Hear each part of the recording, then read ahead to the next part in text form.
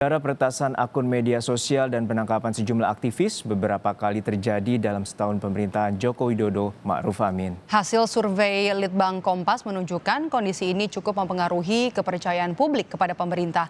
Persoalan kebebasan berpendapat yang disorot karena yang dilemahkan adalah mereka yang bersuara kritis.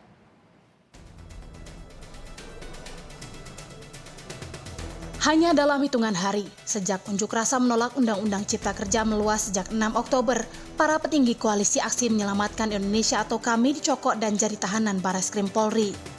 Di antaranya Jumhur Hidayat, Syahganda Nainggolan, dan Anton Permana. Polisi menjerat para petinggi KAMI ini dengan pasal penyebaran berita bohong yang berisi hasutan dan ujaran kebencian di media sosial terkait aksi penolakan Undang-Undang Cipta Kerja. Koalisi Aksi Menyelamatkan Indonesia mencurigai ada kejanggalan di balik proses penangkapan dan penetapan tersangka serta proses hukum yang begitu cepat terhadap aktivis KAMI. Nah, kenapa dia tidak diperlakukan dengan hal yang sama? Itu yang kami persoalkan itu seperti itu. Itu kenapa dikaitkan orang yang melakukan kerusakan baik di mana-mana, dikaitkan seolah-olah yang memotori, yang mengompori, yang merekayasa adalah kami. Ini adalah jumping betul. Adalah konklusi hukum yang jumping, dan ini di-framing sedemikian rupa di media. Dugaan pelemahan terhadap mereka yang bersuara kritis juga terjadi pada Agustus lalu. Pada 19 Agustus 2020, akun Twitter pribadi milik epidemiolog Universitas Indonesia Pandu Riono diretas. Dalam unggahannya yang sempat viral di media sosial, terdapat kata-kata bernada yang tidak biasanya dibagikan Pandu. Selain itu juga ada unggahan foto Pandu bersama seorang perempuan. Pandu Riono yang dikonfirmasi Kompas.com saat itu membenarkan bahwa akun Twitternya telah diretas.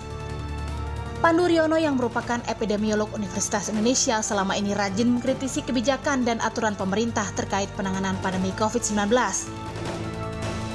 Mundur lagi 22 April 2020 lalu, peneliti kebijakan publik dan aktivis demokrasi Raffio Patra juga sempat ditangkap polisi atas dugaan penyebaran pesan berisi provokasi untuk menjarah pada 30 April 2020 lewat aplikasi pesan WhatsApp. 2 hari kemudian Raffio dilepaskan karena pesan hasutan itu diduga disebarkan oleh orang yang meretas akun WhatsApp-nya. Raffio lewat akun Twitternya memang kerap mengkritisi kebijakan pemerintah. Sama-sama belajar untuk masyarakat sipil, untuk masyarakat supaya juga berhati-hati membuat pernyataan-pernyataan yang provokatif. Harus jujur lah, sekarang di tengah-tengah masyarakat tuh banyak sekali berita-berita yang sangat provokatif mengajak masyarakat ini ribut. Itu tidak bisa diingkari. Nah, untuk Mas Raffio Patra ya dan kawan-kawan dan kita semua ya hati-hati menjaga HP kita agar tidak bisa diretas orang.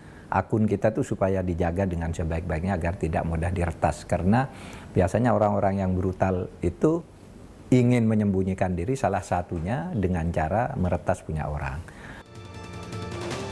Direktur Center for Media and Democracy, Lembaga Penelitian Pendidikan dan Penerangan Ekonomi dan Sosial LP3ES Wijayanto menyebut, kondisi yang dialami sejumlah aktivis dalam setahun terakhir menunjukkan adanya ancaman terhadap kebebasan berekspresi yang merupakan salah satu cita-cita reformasi dan amanat konstitusi. Meski demikian, kantor staf presiden mengklaim selama ini pemerintahan Jokowi Ma'ruf berkomitmen menjaga iklim demokrasi. Sesuai amanah konstitusi, seharusnya negara menjamin hak kebebasan berpendapat dan melindungi hak asasi warga negaranya.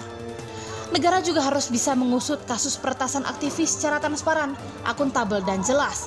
Bukan sekadar menuding suara kritis yang muncul bukan murni dari rakyat saat mengeluarkan kebijakan tak populer. Tim Liputan, Kompas TV. Saudara, kami akan mengajak Anda untuk melihat datanya peretasan akun media sosial dan juga penangkapan sejumlah aktivis beberapa kali terjadi dalam setahun pemerintahan Joko Widodo Ma'ruf Amin. Nah, kami bicara tentunya bukan tanpa data. Sebelum mengulas lebih lanjut tentang hasil survei Litbang Kompas, kami akan mengajak Anda untuk melihat lonjakan kasus peretasan terhadap kelompok aktivis yang paling tidak terjadi selama 3 tahun terakhir. Nah, kita punya datanya, saya akan tampilkan di sini. Yang pertama adalah data dari Lembaga Studi Studi dan Advokasi Masyarakat atau LSAM. Nah, LSAM ini mencatat ada peningkatan kasus peretasan terhadap kelompok aktivis dari tahun 2018, artinya 2 tahun lalu. Peretasan yang terjadi adalah peretasan aplikasi pesan, kemudian juga peretasan media sosial milik aktivis. Kita lihat di tahun 2018 saja ada 18 kasus dan ternyata melonjak drastis menjadi 32 kasus di tahun berikutnya di tahun 2019. Nah, sementara yang dicatat di tahun 2020 hingga bulan Juni sudah mencapai 9 kasus. Nah, kemudian kita akan melihat lagi data selanjutnya kalau tadi yang dicatat oleh LSAM dan berikutnya peretasan terhadap kelompok aktivis yang juga dicatat oleh Southeast Asia Freedom of Expression Network atau juga SafeNet. Nah, peretasan ini terjadi di berbagai macam, saudara, kalau SafeNet melihat mulai dari doxing atau impersonisasi, pembobolan data, kemudian juga atau memata-matai atau spyware. Nah, di tahun 2019 data dari SafeNet ada 24 laporan dan yang mengejutkannya di tahun 2020 ini hitungannya ya hanya dari bulan April saja hingga September sudah naik atau melonjak kasusnya, ada 49 laporan. Sebenarnya data ini, saudara, menunjukkan fakta bahwa kebebasan hak berekspresi atau hak kebebasan untuk berekspresi di masyarakat di ruang digital semakin buruk di Indonesia. Nah, kemudian selanjutnya kami juga punya kutipan di sini atau kita akan melihat dulu ke Litbang Kompas. Litbang Kompas juga sebenarnya datanya menunjukkan hasil yang serupa terhadap survei terhadap 529 orang lewat sambungan telepon dengan sampling error 4,3%. Nah, persoalan kebebasan berpendapat sekali lagi, saudara, jadi persoalan yang dinilai paling amat sangat mendesak untuk segera diselesaikan oleh pemerintah dalam bidang politik dan keamanan. Nah, ini angkanya ada 33,5% orang yang menyoroti persoalan kebebasan berpendapat. Nah, ini sebenarnya menggambarkan, angka ini menggambarkan deretan kasus dugaan pelemahan terhadap aktivis yang ingin bersuara kritis, berpengaruh terhadap kepercayaan publik terhadap pemerintah. Nah, kemudian kita soroti yang berikutnya ada 20,6%. Ini adalah soal polemik pembentukan undang-undang yang berada di urutan kedua. Kalau tadi kebebasan berpendapat 33,5%, sementara polemik pembentukan undang-undang ada di angka 20,6%. Nah, selanjutnya, saudara, kami juga mau mengutip apa yang disampaikan oleh Direktur Center for Media and Demokrasi Lembaga Penelitian Pendidikan dan Penerangan Ekonomi dan Sosial atau LP3ES, Wijayanto. Ini menyebut kondisi yang dialami sejumlah aktivis dalam setahun terakhir ini menunjukkan adanya ancaman terhadap kebebasan berekspresi yang merupakan salah satu cita-cita reformasi dan juga amanat dari konstitusi. Ini yang bisa disampaikan. Nah, kemudian juga selain itu Wijayanto menyebut ada 4 pola pelemahan terhadap suara-suara kritis yang dicatat oleh Wijayanto. Yang pertama adalah adanya pasukan siber atau juga pendengung atau juga kita kenal dengan buzzer di ruang-ruang publik. Kemudian juga ada teror siber berupa peretasan WhatsApp dan juga surat elektronik yang dilakukan. Kemudian juga ada kekerasan terhadap aktivis dan yang terakhir adalah kooptasi kampus dan sekolah yang melarang peserta didik untuk berunjuk rasa. Dan selanjutnya kita akan lihat apa komentar dari pemerintah.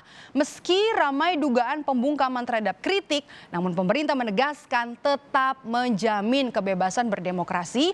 Walau sebenarnya pemerintah juga tidak menampik, memang ada kasus-kasus peretasan dan juga upaya pelemahan terhadap suara-suara kritis. Kita hadirkan di sini yang disampaikan oleh Jaleswari Pramodawardhani, Deputi 5 Bidang Polhukam, Kantor Staf Presiden, yang mengatakan bahwa pemerintahan Jokowi Ma'ruf Amin berkomitmen untuk tetap menjaga iklim demokrasi yang bebas, sekali lagi yang bebas, dan bertanggung jawab. Komitmen tersebut ditunjukkan dengan tetap diizinkannya aksi atau aksi unjuk rasa untuk digelar, dan aspirasi dari pengunjuk rasa pun diperhatikan seluruh jajaran pemerintahan. Nah, selanjutnya Pramodawardhani juga atau Jaleswari Pramodawardhani juga menyebut pemerintahan, boleh di satu lagi, nah memang perlu diakui terdapat insiden-insiden, memang perlu diakui terdapat insiden-insiden yang tidak diinginkan dalam perjalanan demokrasi kita, termasuk juga soal adanya peretasan atau kericuhan saat unjuk rasa. Nah, untuk ini pemerintah berposisi mendukung upaya penegakan hukum oleh kepolisian.